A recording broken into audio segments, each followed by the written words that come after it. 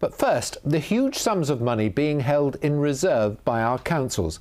This programme has discovered that a total of £437 million is being held by authorities in this region. And despite having to make big savings, that figure has actually gone up by £123 million over the last 5 years. Next week, the Chancellor will deliver his autumn statement, launching the next round of cutbacks. An overall saving of 30% for local government has already been announced. In future, we expect the government to force councils to use their reserves rather than cutting services.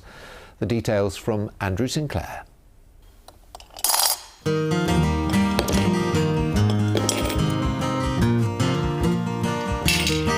I'm saving up dimes for a rainy day, and I got about $1 laid away. It's always a good idea to tuck a little away for a rainy day. After all, you never know what's round the corner. And our local councils are no exception. But are some of them sitting on too much? There are wide variations in how much our councils have in their piggy banks, and it doesn't seem to bear any relation to their size. Some have just a few £1 million, others have much larger amounts. Rochford in Essex has unallocated reserves of under £1 million. East Cambridgeshire just £1.7 million, while Broadland in Norfolk has £10.5 million. Among the county councils, Cambridgeshire has £18.3 million in unallocated reserves, while Essex has nearly £58 million. Generally speaking, reserves are just about 4% of a council's total expenditure. If you think of any big company, if you think of your viewers watching at home, you don't live from hand to mouth and not keep money in reserves. Here at South Cambridgeshire Council, they have £10 million in unallocated reserves. The man in charge of them thinks it's a reasonable amount when you consider all the possible unforeseen spending pressures. When we look at how many business rates appeals are in the system, when we look at what would happen if there was a downturn, an economic downturn, how many people might present themselves as homeless, how many people might present themselves as a new housing benefit applicant, and what the cost to the council of those might be. If we lose a row of council houses through a natural occurrence and we need to rebuild them, then we need the money in reserves to handle that. And that's better than having no reserves at all? Well, that's right. The council cannot legally go overdrawn. It cannot legally become overspent.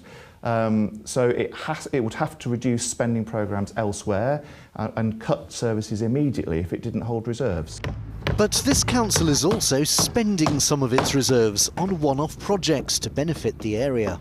We're one of the few councils who's reintroduced a house building programme for council houses. We're also very, very committed to economic growth in the district. Part of that economic growth is hugely reliant on an A14 upgrade, and we're putting our money where our mouth is, and we're putting £5 million of our reserves into that A14 upgrade.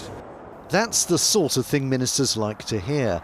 But our research has also found that despite austerity, most of our councils have increased their reserves. Essex, for instance, by £24.7 million, Suffolk by almost £38 million. That's the sort of thing ministers don't like to hear. Although councils should be keeping a sensible level of reserves, they've got to look at, are they at that sensible level? The public will quite rightly be saying, well, hold on, if local councils are saying they don't have enough money coming in, how is it they've managed to increase their reserves from around 13 to £22 billion? And in our region alone, that's been an increase of around £125 million. That's money that we all want to make sure is being spent in the most efficient way.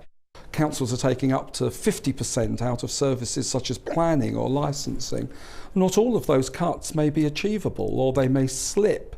And so at a time of making cuts, you do need to put more money into reserves because more of your budget is at risk. It's a nicer line, isn't it? Do you know what? They don't have to close that library, they don't have to close that youth club, they're keeping money in reserves. It's good politics, I'm afraid it's lousy accountancy. There's always a degree of guesswork when it comes to deciding how much to keep in council piggy banks. Ministers think now is a good time to break them open, but many councils believe with so much uncertainty, now is a good time to be cautious.